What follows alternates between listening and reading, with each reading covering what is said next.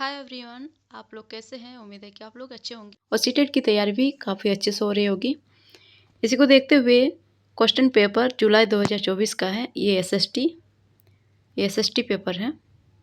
SST paper जुलाई 2024 का है। ठीक है, हम लोग 56 नंबर तक कर चुके थे। अब हम लोग 57 नंबर का करेंगे।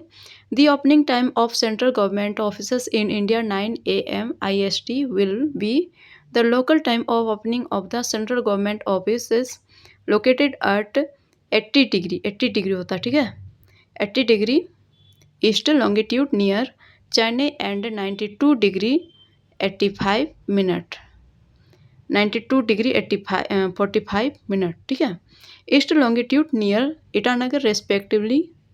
ऑप्शन में दिया है कि 9:10 AM and 8:19 AM respectively.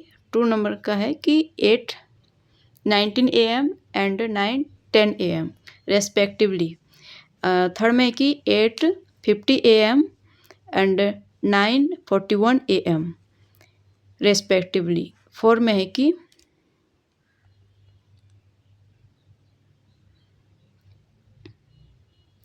9:41 AM and 8:50 AM respectively. तो भारत में केंद्र सरकार कार्यालयों के खोलने का समय सुबह के 9 बजे IST यानी भारतीय मानक समय, इंडियन स्टैंडर्ड टाइम। ठीक है, तो चेन्नई के पास क्रमशः 80 डिग्री पूर्व देशांतर तथा ईटानगर के पास 92 डिग्री 45 मिनट पूर्व देशांतर पास स्थित है। यानी पास स्थित केंद्र सरकार कार्यालयों के खोलने का स्थानीय समय क्रमशः क्या होगा। तो इसमें दिया गया है ऑप्शन में क्रमशः सुबह के 9:10 तथा सुबह के 8:19 पर, या फिर क्रमशः सुबह के 8:19 तथा सुबह के 9:10 पर। तीसरा नंबर में क्रमशः सुबह के 8:50 पर या फिर सुबह के 9:41 पर। यानी चौथा नंबर में है कि क्रमशः सुबह के 9:41 पर या फिर सुबह के 8:50 पर। इसमें से कौन सा वाला ऑप्शन सही होगा।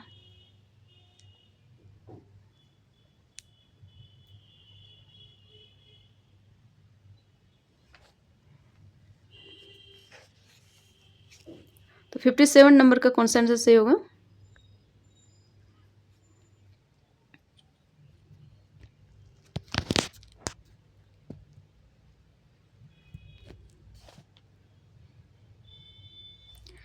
तो ऑप्शन नंबर थर्ड वाला सही होगा ना। क्रमशः सुबह के 8:50 तथा सुबह के 9:41 पर इस टाइम पर समय होगा ना।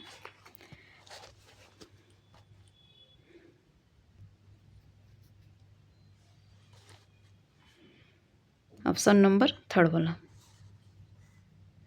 57 का थर्ड वाला ऑप्शन सही है। अब हम लोग देखेंगे 58 नंबर का question. The government has passed laws that made it mandatory for organization with more than dash women employees to provide creche facilities. First option में 10, 2 में 15, थर्ड में 25, 4 में 30। कि सरकार ने ऐसे कानून पारित किए हैं जिसने उन संगठनों में बालवाड़ी क्रैच सुविधा जहां पर अनिवार्य किया है जहां महिला कर्मचारियों की क्या होती है संख्या डैश से अधिक है। तो सरकार ने कौन सा कानून पारित किया है जिसने उन संगठनों के लिए जहां पर बालवाड़ी यानी क्रैच सुविधा अनिवार्य किया गया है, जहां पर उसके बच्चों का देखभाल किया जाएगा, तो उस पर कितने कर्मचारियों की संख्या में डैश से अधिक है।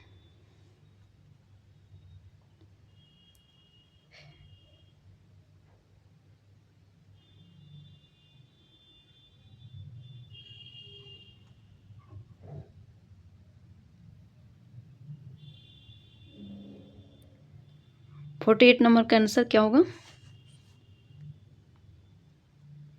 तो कितने कर्मचारी, 4 नंबर ऑप्शन सही होगा ना। ऑप्शन नंबर 4 वाला सही होगा 30। तो the government has passed laws that made it mandatory for organization with more than 30 moment employees to provide creche facilities, यानी 30, ऑप्शन नंबर 4, ठीक है। तो बालवाड़ी की सुविधा कितने कितने महिला कर्मचारियों की संख्या से, यानी 30 से अधिक होंगे तो वहाँ पर बालवाड़ी यानी कि सुविधा अनिवार्य क्या है।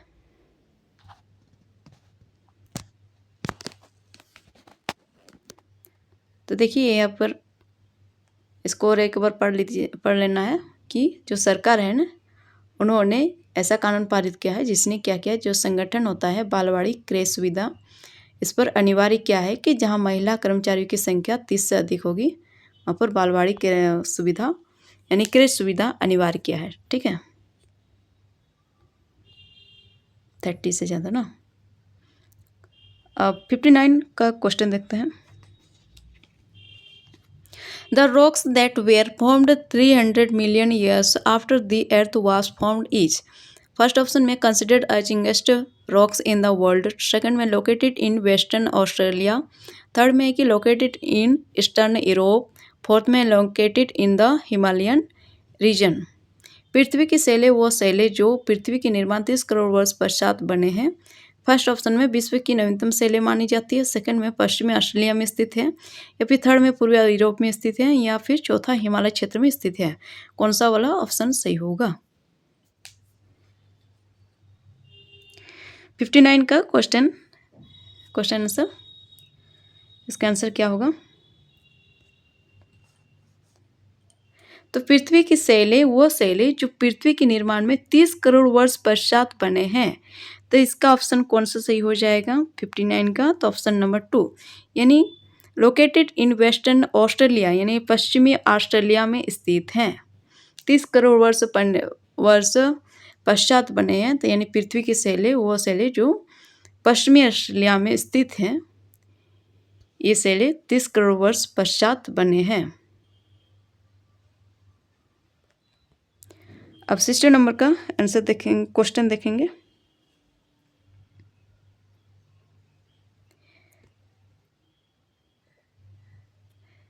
क्वेश्चन पूछ रहा है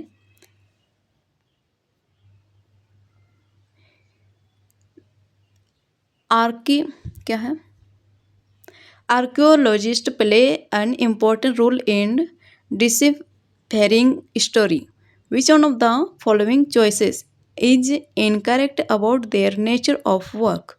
फर्स्ट ऑप्शन में study the remains of buildings, painting and क्या है स्कल्पचर है ना, सेकंड में explore and excavate tools, weapons, post, pen, straw, third में कि look for bonds of animals, birds and fish, fourth में एग्जामिन द रिटन रिकॉर्ड्स। तो इतिहास की गूढ़ लिपि का अर्थ निकालने लिखने में पुरातत्वविद एक महत्वपूर्ण भूमिका निभाते हैं।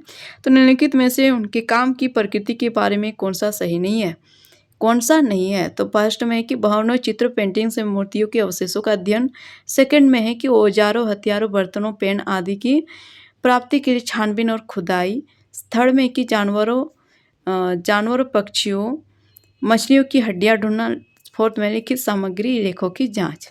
तो देखिए जो इतिहास की गूढ़ लिपि है ना, तो इतिहास की गूढ़ लिपि का अर्थ निकालने के लिए क्या है या लिखने में पुरातत्वविद क्या करते हैं, एक महत्वपूर्ण भूमिका निभाते हैं। तो निम्नलिखित में से उनके काम की प्रकृति के बारे में कौन सा सही नहीं है, तो कौन सा कार्य है जो उसमें सही नहीं है, तो कौन सा होगा।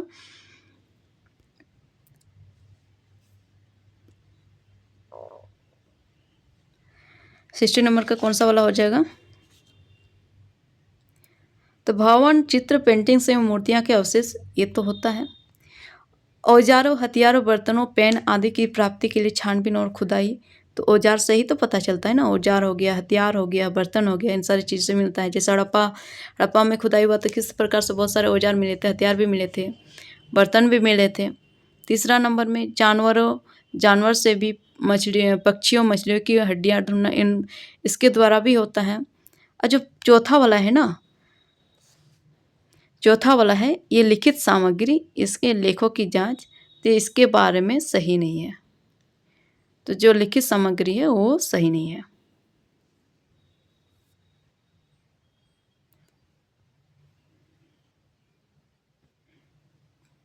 तो उनके काम की प्रकृति के बारे में लिखित सामग्री यानी लेखों की जांच, ये वाली बात नहीं होगा ना। 60 नंबर का 4 वाला। अब हम लोग देखेंगे 61 का।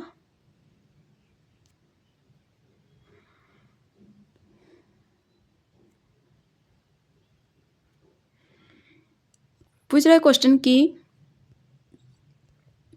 Project method in social sciences involves A में एक्टिविटी, बी में डिस्कशन, सी में एक्सपेरिमेंट, डी में narration. Choose the correct option. First में A B and C, second में ए सी डी, थर्ड में ए बी ओनली, फोर्थ में C and D only. सामाजिक विज्ञान में परियोजना पद्धति में शामिल है ए में की गतिविधि, बी में चर्चा, सी में प्रयोग, डी में वर्णन। सही विकल्प का चयन करना है। पहला है ए बी सी, दूसरा है ए सी डी, तीसरा है केवल ए बी तथा चौथा है सी और डी, सी तथा डी ना। तो इसमें सामाजिक विज्ञान में परियोजना पद्धति में शामिल क्या है? तो project method in social sciences involves क्या होगा, क्या हो जाएगा? ऑप्शन नंबर, तो देखिए जो सामाजिक विज्ञान है ना, जो सामाजिक विज्ञान होता है इसमें तो गतिविधि होता ही है, चर्चा भी है, फिर प्रयोग भी है, लेकिन जो ये वर्णन है ना ये सामाजिक विज्ञान में नहीं आएगा। तो एक्टिविटी, डिस्कशन, एक्सपेरिमेंट ये तीनों हो जाएगा, लेकिन नरेशन ये नहीं होगा। फर्स्ट वाला ऑप्शन सही हो गया। 61 का फर्स्ट नंबर, फर्स्ट ऑप्शन सही है, A B C, A B C first.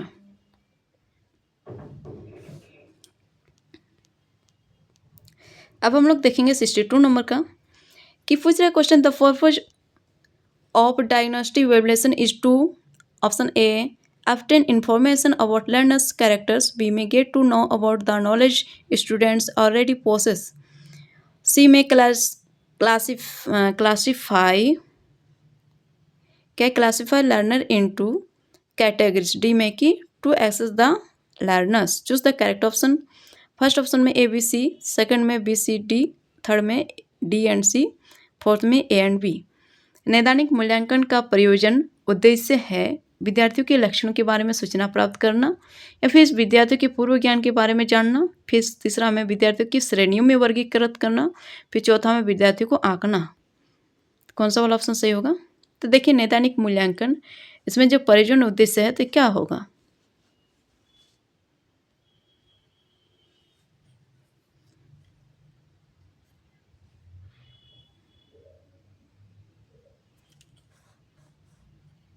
तो 62 नंबर का क्या होगा?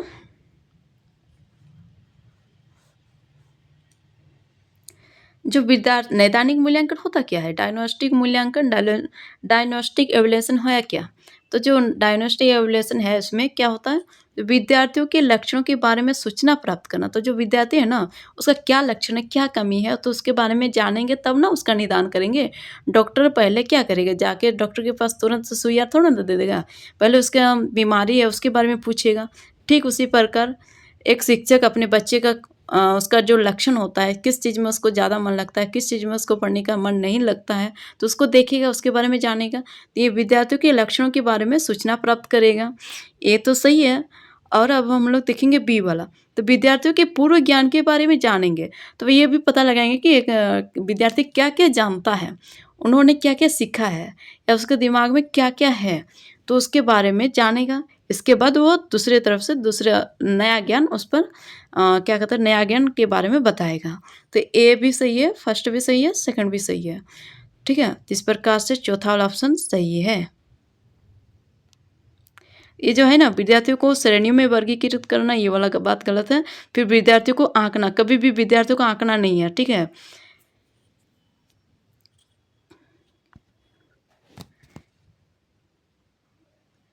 विद्यार्थियों की क्षमता को कभी कम करके नहीं आंकना चाहिए। ठीक है, हर विद्यार्थियों में कुछ न कुछ खूबियाँ होती ही है, बशर्ते पहचानने वाला शिक्षक हो।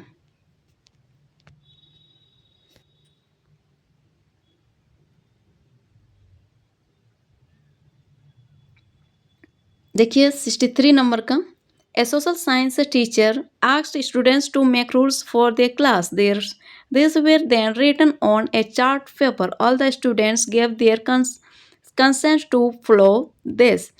The chart paper was pasted in class so that it can be referred by the students. This can be an introductory activity for which of the following topics. तो फर्स्ट में है कि डाइवर्सिटी, टू में है marginalisation, third में कि democracy, चौथा में है मार्केट्स। तो सामाजिक विज्ञान की शिक्षिका बच्चों को अपनी कक्षा के लिए नियम बनाने को कहती है और ये नियम चार्ट पेपर पर लिखे जाते हैं, तभी बच्चे इन नियमों के पालन की सहमति देते हैं। ये चार्ट कक्षा में चिपका दिया जाता है फिर ताकि छात्र उससे संदर्भ के तौर पर ला सके और इस गतिविधि को निम्न में से संप्रदाय को पढ़ाने हेतु प्रारंभिक गतिविधि के रूप में लिया जा सकता है। तो देखिए, एक सामाजिक विज्ञान की शिक्षिका है और बच्चों को क्या करती है, अपनी कक्षा के लिए नियम बनाने को कहती है। ठीक है, दो बार टाइप हो गया, नियम बनाने को कहती है, कक्षा के लिए नियम बनाने को कहती है। इसके बाद और ये नियम चार्ट पेपर पर लिखे जाते हैं। सभी बच्चे क्या करते हैं, एक चार्ट पेपर पर लिखते हैं जो नियम बताया है सामाजिक विज्ञान की मैडम, और उस नियम को एक चार्ट पेपर पर लिखे जाते हैं। सभी बच्चे इन नियमों के पालन की सहमति देते हैं, सभी बच्चे इस नियम को पालने की सहमति भी देते हैं और ये चार्ट कक्षा में क्या करते हैं, एक जगह पर चिपका दिया जाता है। ठीक है, चिपका दिया, ठीक है, दीवार में चिपका दिया।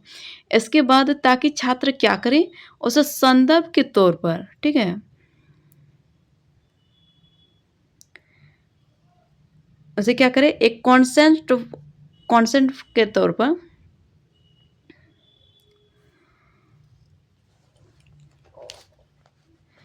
क्या करें, संदर्भ के तौर पर ला सके और इस गतिविधि को निम्न में से संप्रदाय को पढ़ाने हेतु प्रारंभिक गतिविधि के रूप में लिया जा सकता है। तो ये वाली कौन सा वाला ऑप्शन हो जाएगा कि विविधता, हास्यकरण या फिर प्रजातंत्र या फिर बाजार, तो कौन सी वाली हो जाएगी।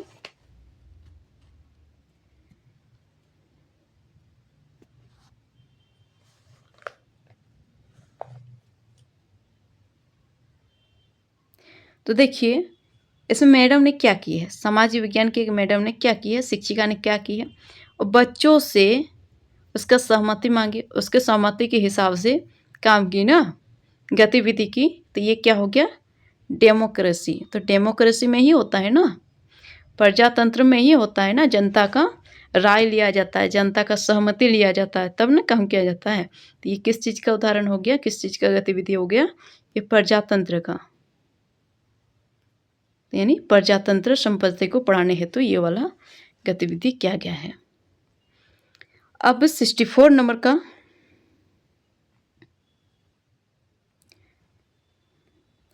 अब हम लोग देखेंगे 64 नंबर का। ठीक है,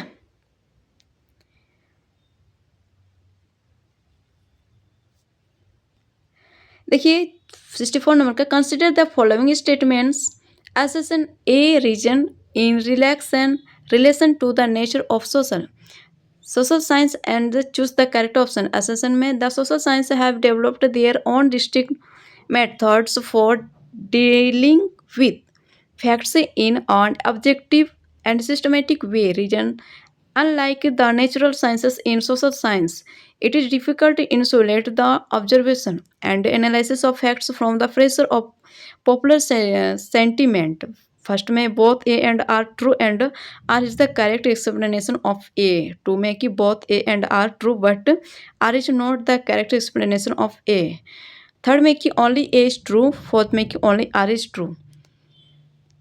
सामाजिक विज्ञान की प्रकृति के संबंध में निम्नलिखित कथनों को अभिकथन ए और तर्क आर पर विचार करना है तथा सही विकल्प का चयन कीजिए। अभिकथन ए में है कि सामाजिक विज्ञान ने तथ्यों से वस्तुगत एवं क्रमबद्ध मार्ग यानी प्रकार से निपटने हेतु अपने स्वयं की विशिष्ट विधियां विकसित की है। देखिए फ्रेंड्स, अब ना सीटेट का लेवल कुछ अलग ही हो गया है, इसलिए अब ज़्यादातर क्वेश्चन कैसे ऐसे लॉन्ग का ही आएगा। ठीक है, लॉन्ग टाइप का ही आएगा, इसलिए आप लोग को एक एक वर्ड काफ़ी ध्यान से देखना है और अपना कॉन्सेप्ट क्लियर करते हुए चलना है ताकि आपको दिक्कत ना हो टेस्ट लगाने में। ठीक है, अरे ये जो PYQ करना केवल PYQ ऐसे ही करने का फालतू का कोई मतलब नहीं है। इसका कोई फालतू रीज़न नहीं होता है, ठीक है? इसमें एक सही सही मेथड पता चलता है कि किस प्रकार से एग्ज़ाम में क्वेश्चन आता है, इसलिए PYQ करते हैं, ठीक है? PYQ करना बहुत ज़रूरी बन जाता है। और उम्मीद है कि आप लोग को इस PYQ से फ़ायदा भी होती होगी।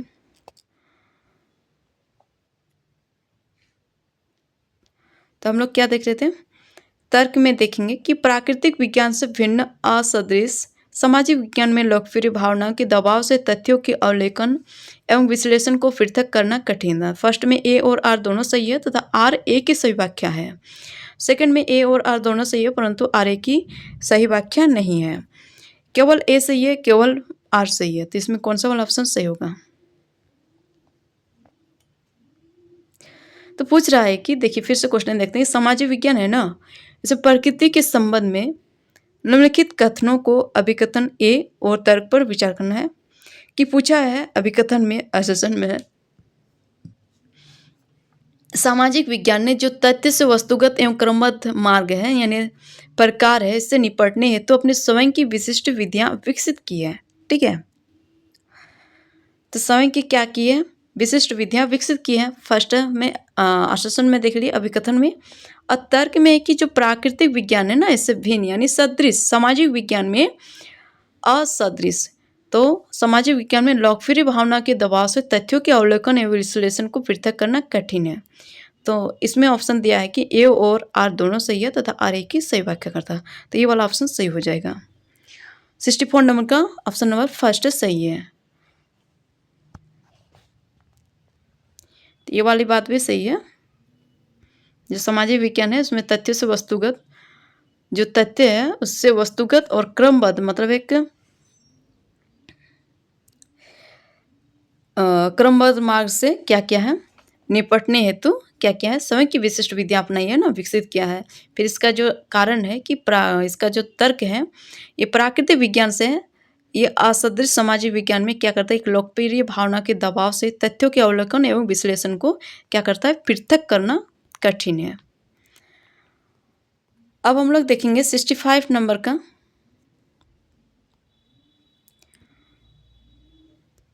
Which of the following may be used to denote democracy? For A में है कि people are equal and free. क्या है? People and equal are free है ना। बी में कि people are wealthy and prosperous. C में कि people resolve conflicts in a better way than others. D में कि government is more accountable and rational. तो choose the correct option. First में ए बी, सेकंड में B A B and C, third में B C and D और fourth में we and D. तो लोकतंत्र को दर्शाने हेतु निम्नलिखित में से किसका प्रयोग किया जाता है? तो लोग समान और स्वतंत्र हैं, लोग धनी और समृद्ध होते हैं, या फिर सी लोग संघर्ष को दूसरे की तुलना में, फिर डी में सरकार अधिक जवाबदेह और तर्कसंगत है। तो सही विकल्प है कौन सा होगा? ए तथा बी, दूसरा वाला ए बी तथा सी, तीसरा वाला बी सी तथा डी, चौथा वाला बी तथा डी। कौन सा वाला ऑप्शन सही होगा?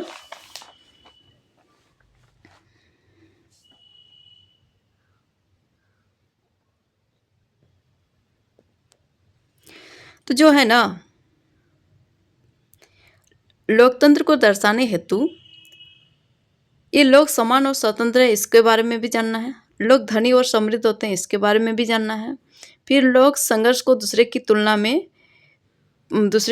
में कैसा है, ये भी इसका भी प्रयोग करते हैं। फिर सरकार अधिक जवाबदेह और तर्कसंगत है, ये भी प्रयोग करते हैं। इस प्रकार से ये वाला चारों सही होगा।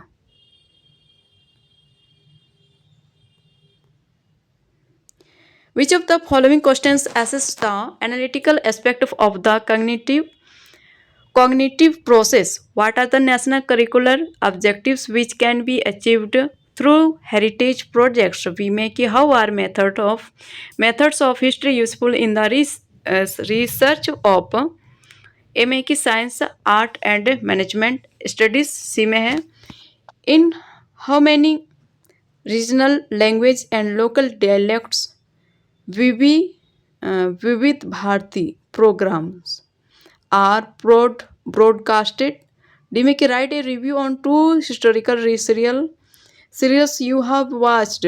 ई में कि व्हाट आर द बारूद्स in which region state this is popular. Choose the correct option A B C and D only. Second में B C D and only E only. Third में A B and D only. Fourth में C and E only.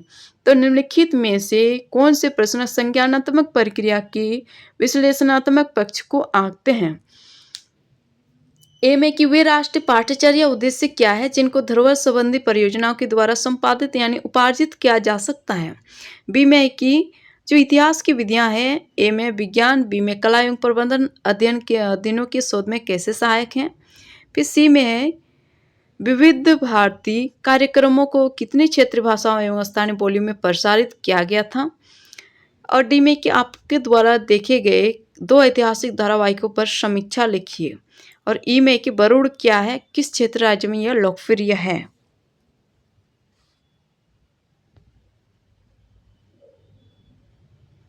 तो देखिए इसका सही answer क्या होगा।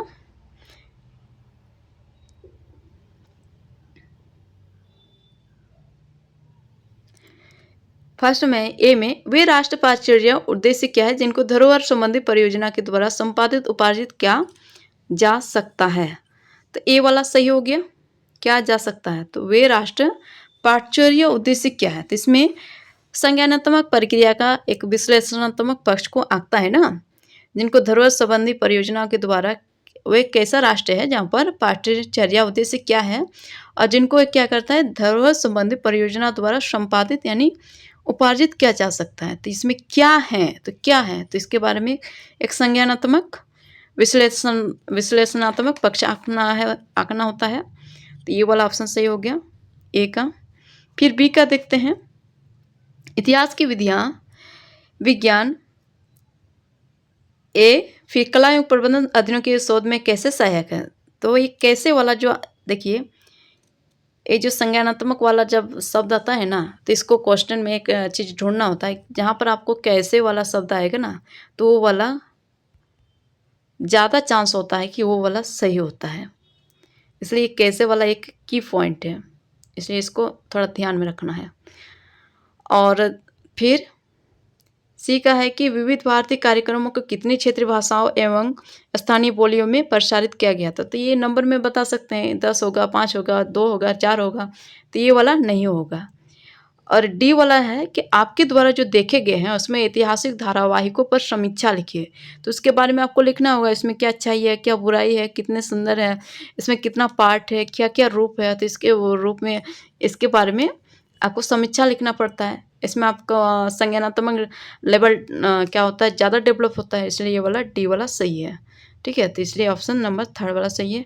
और ये बरूड क्या है, किस क्षेत्र राज्य में यह लोकप्रिय है। तो ये एक शब्द का वन वर्ड आंसर हो जाता है ना, 1 वर्ड आंसर हो जाता है। तो ये वाला ऑप्शन सही नहीं होगा। तो ए बी और डी सही है। Option number 3।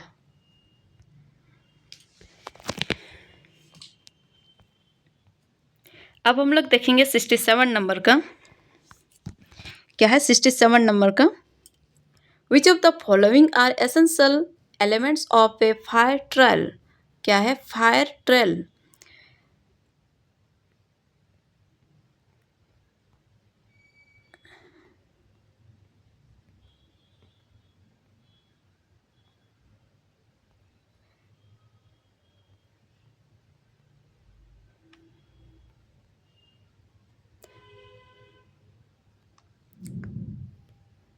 Which of the following are essential elements of a fair trial? तो the trial is held in on open court. B का है कि a copy of charge sheet and all other evidence that the prosecution presents to the court are given to the accused. C में कि the defense lawyer is not allowed to cross-examine the prosecution witnesses. D में कि जजेस decide the matter on the basis of the statements articulated by lawyers. तो choose the correct option.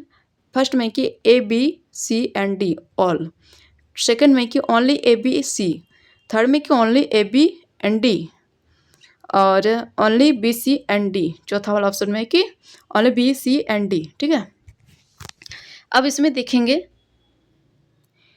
निम्न में से कौन से निष्पक्ष सुनवाई के मूलभूत तत्व हैं। फर्स्ट में कि ए में मुकदमा जनता के सामने खुदली अदालत में चलाया जाता है, और बी में कि आरोप पत्र अभियोजन पक्ष द्वारा पेश की गई सभी साक्ष्यों की एक प्रति आरोपी को दी जाती है। सी में बचाव पक्ष के वकील को अभियोजन पक्ष की ओर से पेश किए गए सारे गवाहों से जिरह करने का मौका नहीं दिया जाता। और डी में न्यायाधीश अदालत के सामने वकीलों द्वारा दिए गए कथनों के आधार पर फैसला करते हैं। तो फर्स्ट ऑप्शन में है कि ए बी सी तथा डी, दूसरा वाला में केवल ए बी सी, तीसरा में ए बी डी, चौथा में केवल बी सी तथा डी। तो इसमें कौन सा वाला ऑप्शन सही होगा? 67 नंबर का कौन सा आंसर सही होगा?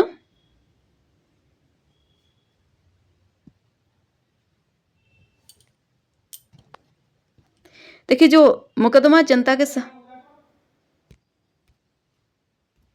हाँ चल लो। और बी वाला क्या हो जाएगा? आरोप पत्र और अभियोजन पक्ष द्वारा पेश किए गए सभी साक्ष्यों की एक प्रति आरोपों को क्या कहता है? आरोपी को दी जाती है ना। और डी का क्या है? न्यायाधीश अदालत के सामने वकीलों द्वारा जो दिया गया कथन है उसके आधार पर फैसला करते हैं। तो ये तीनों सही होगा। ऑप्शन नंबर थर्ड सही है, ए बी डी। 67 का ऑप्शन नंबर थर्ड सही है।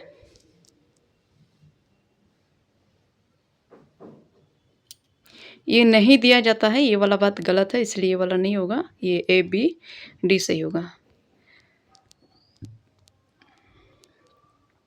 अब हम लोग देखेंगे 68 नंबर का।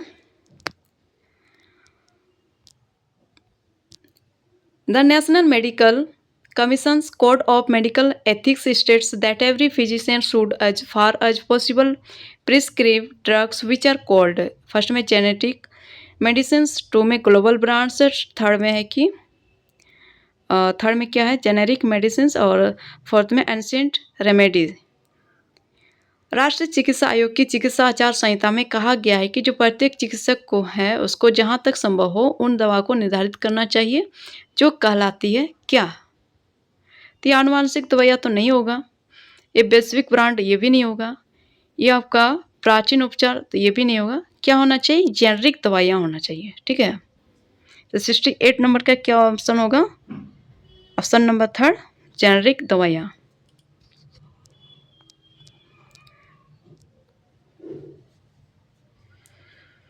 अब हम लोग देखेंगे 69 नंबर का। आप लोग टेस्ट लगा लेते हैं ना तो आपका लेवल पता चल जाता है कितनी तैयारी है आपकी। अब देखेंगे consider the statements A and B and choose the correct option. A में कि the natural sciences are superior to social sciences and are the domain of bright students. B में कि the social sciences are essential to provide social, cultural and analytical skills required to adjust to an increasingly independent world. एक में है कि both, one में है both A and B are true, two में है कि both A and B are false, third में कि A is true but B is false, fourth में कि A is false but B is true. कथन ए और बी पर विचार करना है, सही विकल्प चुनना है। कि फर्स्ट में ए में प्राकृतिक विज्ञान सामाजिक विज्ञान से श्रेष्ठ है और यह होनहार विद्यार्थियों का क्षेत्र है। बी में कहा गया कि सामाजिक विज्ञान क्या कहता है? जो सामाजिक विज्ञान है वह सांस्कृतिक विश्लेषणी कौशलों को प्रदान करने के लिए आवश्यक है, जो वर्तमानीय स्वतंत्र विश्व में समन्वय बैठाने के लिए आवश्यक है। तो कौन सा वाला ऑप्शन सही होगा?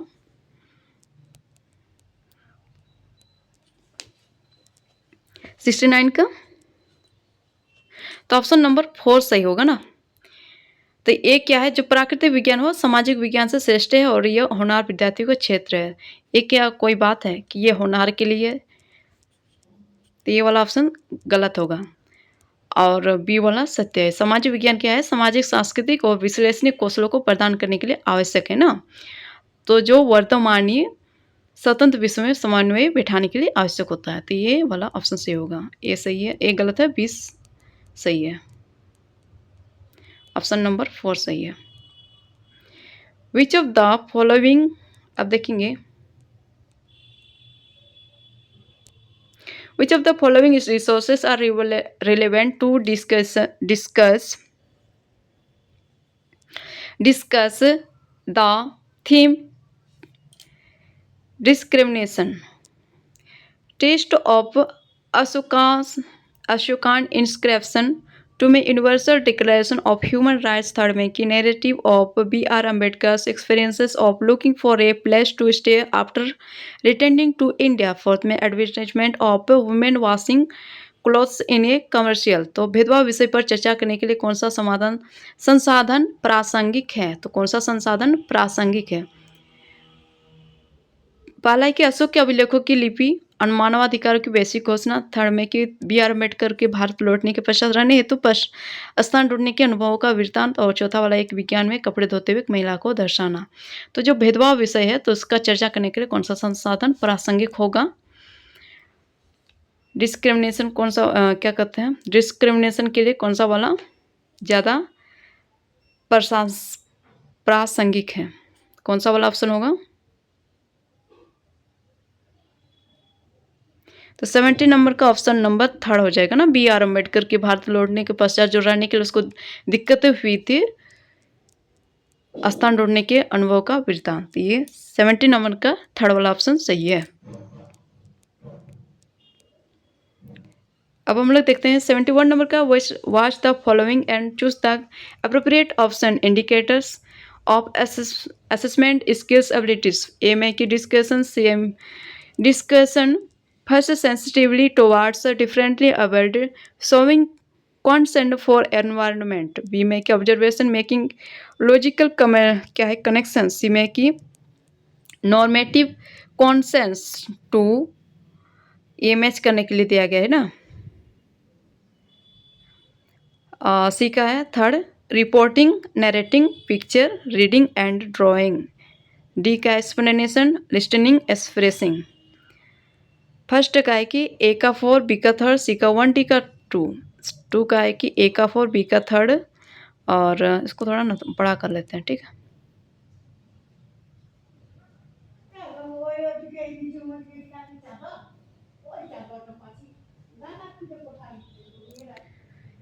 फर्स्ट है कि ए का 4, बी का थर्ड, सी का 1, डी का 2। 2 का है कि ए का 4, बी का 2, सी का 1, डी का थर्ड। थर्ड का है कि ए का 4, बी का थर्ड, सी का 2, डी का 1। 4 का ए का 2, बी का थर्ड, सी का 4, डी का 1। तो नीचे दिया गया जो कॉलम है इसको मिलान करना है तथा उपयुक्त विकल्प का चयन करना है। आकलन के संकेतक यानी योग्यता या क्षमताएं। फर्स्ट में चर्चा, भिन्न क्षमता के प्रति संवेदनशीलता, पर्यावरण के प्रति चिंता प्रदर्शन करना है। बी का है कि अवलोकन नियामक यानी तार्किक संबंध बनाना, और सी में कि नियामक सरोकार, रिपोर्टिंग, वर्णन, चित्र, पठन और लेख आरेख, ये मैच करने के लिए दिया गया है। और डी का है कि स्पष्टीकरण, सुनना, राय व्यक्त करना और दूसरों से पता लगाना। तो सही मैच कौन सा वाला होगा?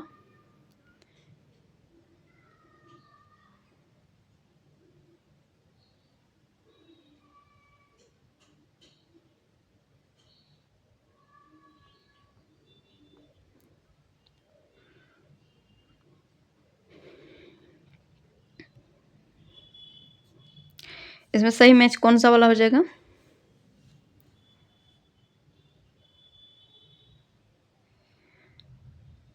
तो जो चर्चा है ना, या क्या हो जाएगा? चर्चा किसमें? सुनकर अपना राय व्यक्त करते हैं, फिर दूसरों से पता लगाते हैं। अवलोकन नियामक में क्या हो जाएगा? रिपोर्टिंग करते हैं, वर्णन करते हैं, चित्र, पठन और आरेखन करते हैं। और सी वाला नियामक सरोकार में क्या हो जाएगा? नियामक सरोकार में क्या हो जाएगा? भिन्न क्षमता के प्रति संवेदनशीलता, पर्यावरण के प्रति चिंता प्रदर्शन करना। और डी में स्पष्टीकरण का हो जाएगा और कब तार्किक संबंध बनाना, ठीक है। तो फर्स्ट नंबर का हो जाएगा, ठीक है। इसका आंसर फर्स्ट नंबर का हो जाएगा, ठीक है फ्रेंड्स। तो इसमें जो जो लगा हुआ है ये सब आप लोग करते जाइएगा ताकि हमें मोटिवेट मिलता रहे। फिर मिलेंगे दूसरे वीडियो के साथ, तब तक के लिए धन्यवाद।